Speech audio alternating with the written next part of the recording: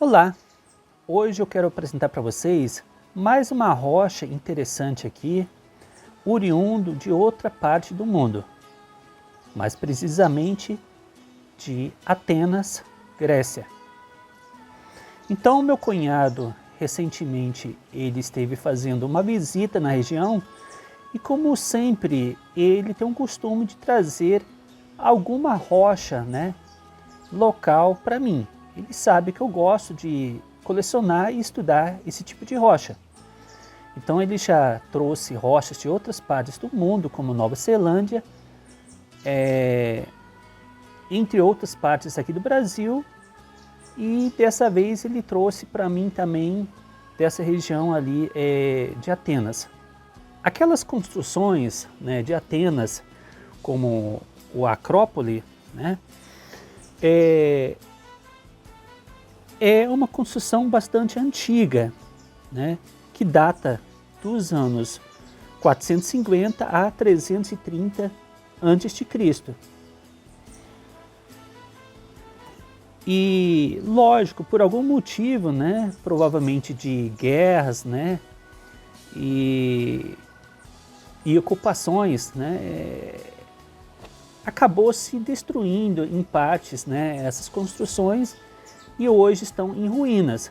A gente sabe também que manter uma construção daquele porte, daquele nível, que provavelmente foi erguido com grande recurso de mão de obra escrava e financeira, não é fácil, de se cuidar daquilo.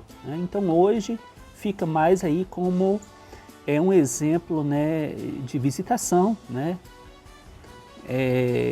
de turistas. Agora, o que muitos não sabem, é o seguinte: que tipo de rocha foi usado nessa construção? E aqui eu vou mostrar para vocês no experimento que eu vou fazer aqui para vocês verem então o tipo de rocha que é usado. Eu poderia falar o nome, mas não é tão interessante somente eu falar o nome. Nós vamos fazer o experimento aqui e vocês vão acompanhar. Bom, os tipos de rocha utilizados nas construções, desses monumentos, como a Acrópole de Atenas e demais mega construções ali, são esses tipos de rochas aqui, Vocês já estão vendo de forma visual que tipo de rocha, como que é. Tem bastante aqui material.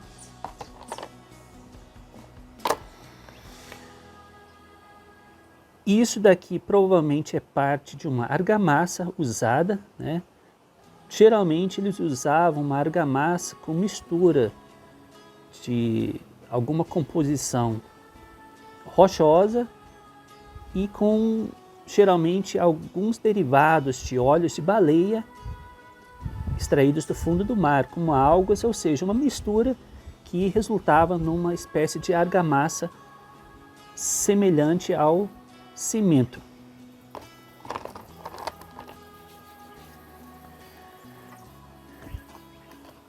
Então, para demonstrar o tipo de rocha aqui, conclusive quimicamente, não é só eu falando, vamos estar utilizando aqui o nosso ácido nítrico. Poderia ser outro tipo de ácido? Poderia, mas eu prefiro usar esse daqui, que tem uma reação um pouco mais forte. Poderia ser o ácido clorídrico também. Então, no momento que eu coloco aqui, vocês vão acompanhar aqui.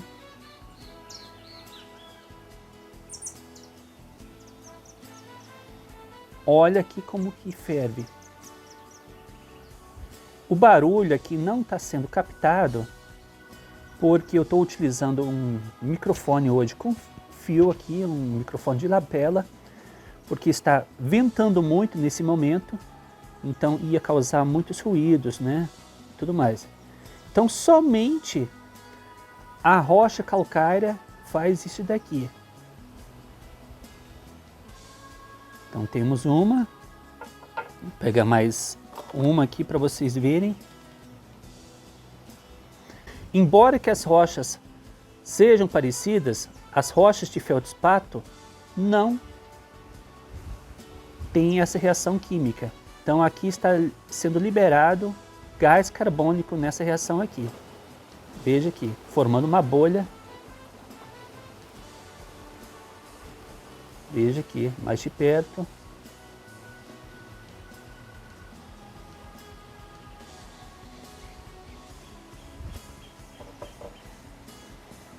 Então as pessoas aqui no Brasil, para quem não conhece, quando vê aquelas mega construções como a Grécia, né, Atenas e as próprias pirâmides do Egito, acha que aquilo ali seria uma coisa impossível para os humanos, justamente porque eles idealizam as nossas rochas de granito aqui, ou seja, as rochas de basalto, as rochas de granito, que são rochas ultra pesadas e muito duras, né, e difíceis de serem trabalhadas sem um maquinário.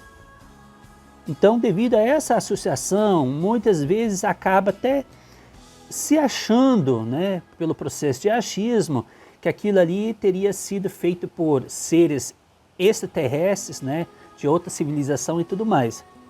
Só que a rocha calcária, ela é uma rocha fácil de ser trabalhada. E do momento que você une um bloco com o outro, ele próprio, a própria massa dele, né, a força da gravidade, ele acaba se unindo, criando uma liga, uma aderência muito perfeita. Além, lógico, dessas rochas de calcário, existem as rochas de arenita ali também, que são fáceis, né, que tem um corte muito preciso de serem entalhadas e trabalhadas. Então, devido a essa disposição dessas rochas nesses locais, essas construções foram possíveis. Agora veja um detalhe, isso são rochas sedimentares que se formaram a partir de micro-organismos vivos, oriundos do fundo do mar. E essas rochas calcárias presentes nessa região de Atenas, Grécia, datam de 200 milhões de anos, aproximadamente. Sendo que o Pangeia data de 540 milhões de anos, onde que todos os continentes eram unidos. Então, basicamente, essa formação ocorreu durante esse processo, né, ainda pós-Pangeia. Então, provavelmente das derivas continentais e tudo mais. Então é uma coisa muito interessante, a formação, né, geológica, ou seja, o ciclo geológico dessas rochas. Aqui no Brasil também temos, né, as rochas calcárias. Essa daqui inclusive é de uma região da Bahia, não lembro agora o nome exato do município, né?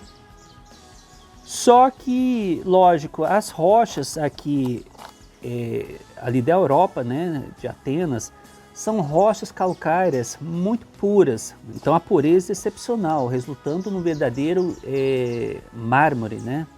Então vocês veem uns blocos ali, esses blocos são o mesmo tipo de rocha aqui de calcário.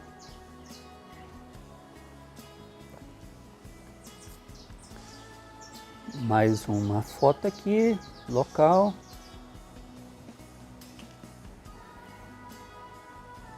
Mais uma.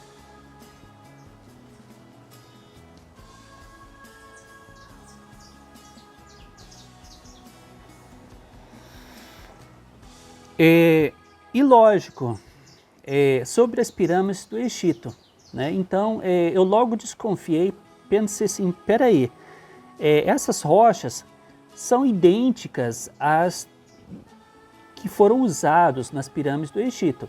E realmente, fazendo uma varredura na internet, pesquisando, eu constatei que o tipo de rocha utilizado para a construção das pirâmides foram as rochas de calcário e arenito.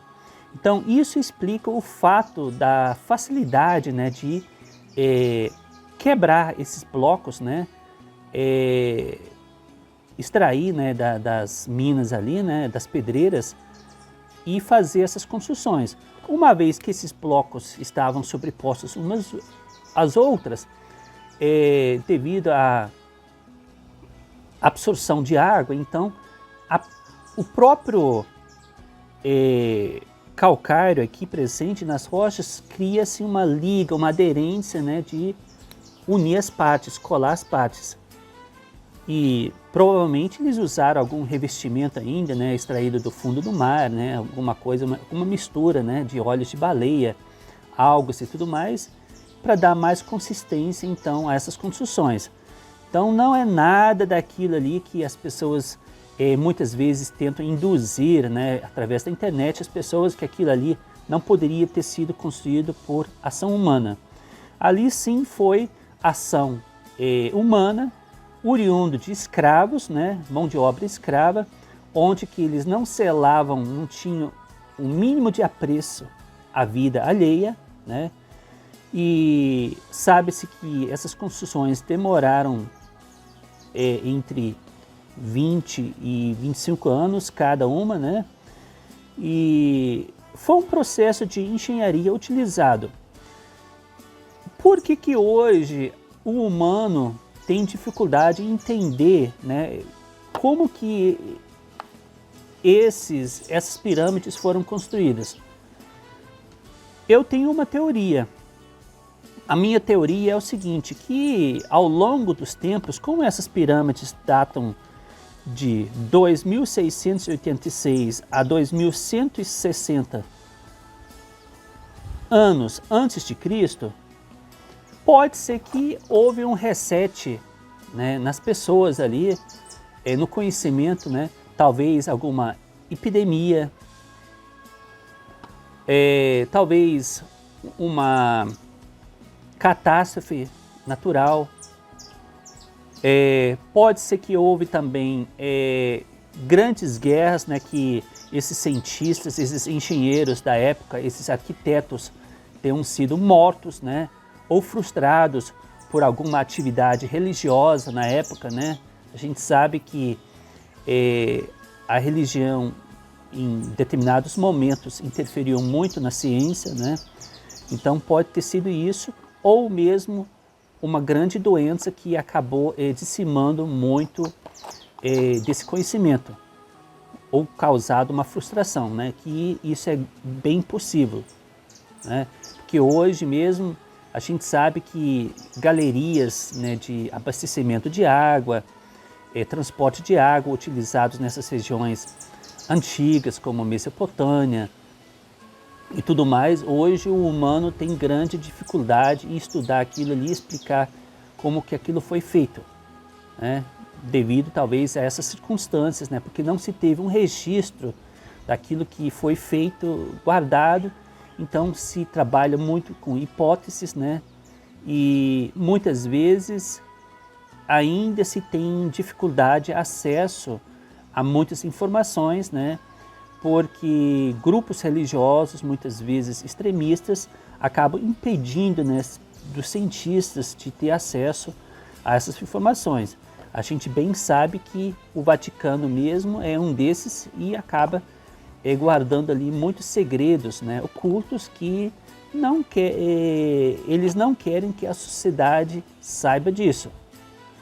Bom, então, para finalizar aqui, uma outra coisa interessante, né?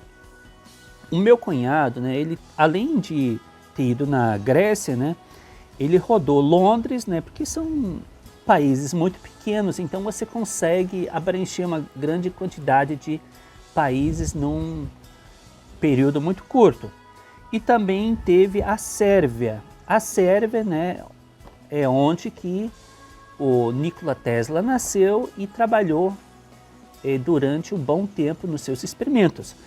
E interessante que esse país, ele idolatra bastante, né, o Nikola Tesla, né, ele presta uma grande homenagem ao Nikola Tesla.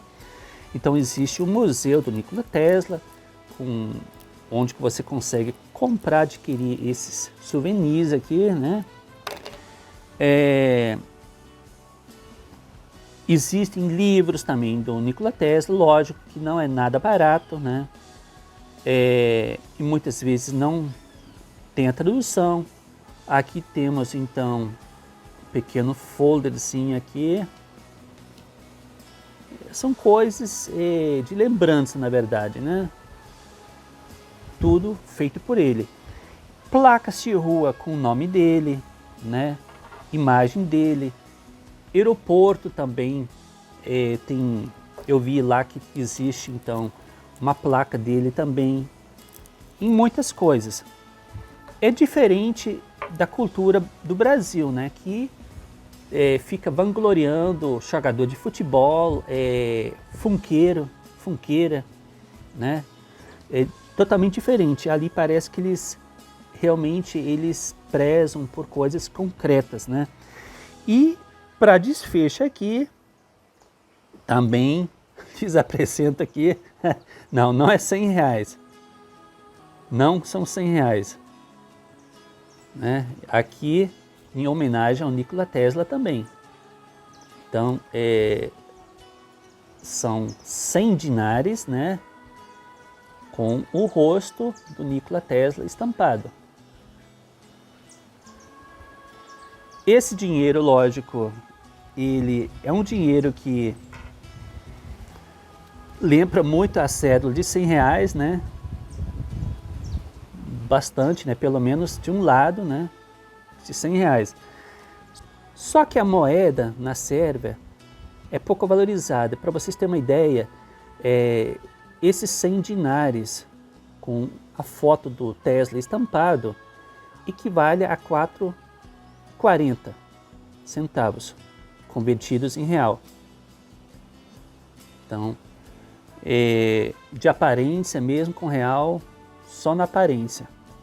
Em termos de valor, não. Lógico, se fosse para mim vender essa cédula hoje por aqui, eu não ia vender ela por menos de R$500. Por quê? Não é toda hora, né, que a gente tem oportunidade de pegar numa moeda de um outro país e principalmente de um cientista, né, tão importante quanto Nikola Tesla, né, que deixou um grande legado para a humanidade, né? Que hoje muitas das tecnologias, coisas que usufruímos, né? Foi graças às pesquisas e às descobertas dele. Lógico que muitas coisas posteriormente foram aperfeiçoadas, né? Assim como praticamente todo cientista faz, né? Ele se baseia em algo que já foi inventado e de alguma forma ou de outra, né, ele consegue aperfeiçoar aquilo ali e dando prosseguimento a novas tecnologias ou novas descobertas.